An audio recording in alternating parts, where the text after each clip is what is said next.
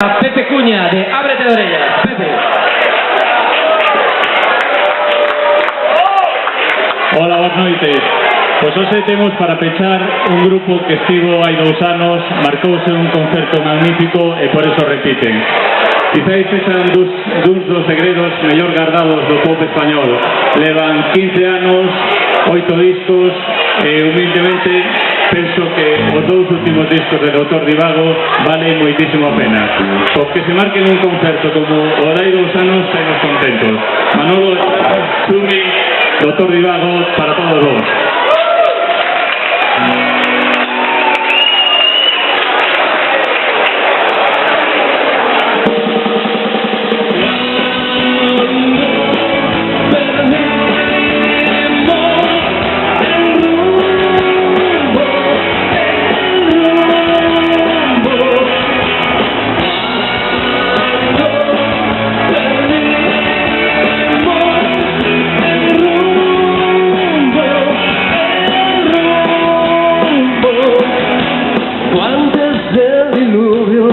Hace tan solo unos segundos,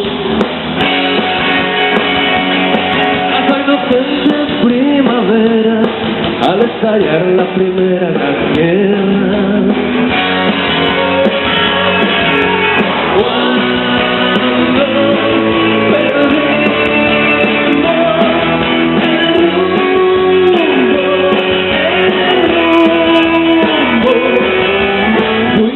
perdimos por la calle cortada del laberinto, a recorrer el crucigrama que hablaba de nosotros mismos. Cuando yo descielo, se hizo fuerte nuestro cerebro, cuando la brújula nos engañó, alguien cambió la señalización.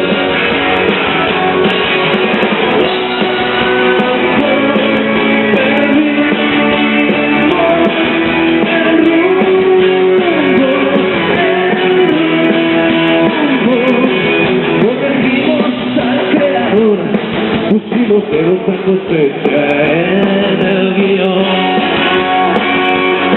apartamos a la pulgador, nos dejamos llevar por la improvisación, pero pasamos a hacer estadísticas cuando dejó de sonar la música, escuchamos a la voz interior, reconociendo su error, suplicando perdón, suplicándonos perdón.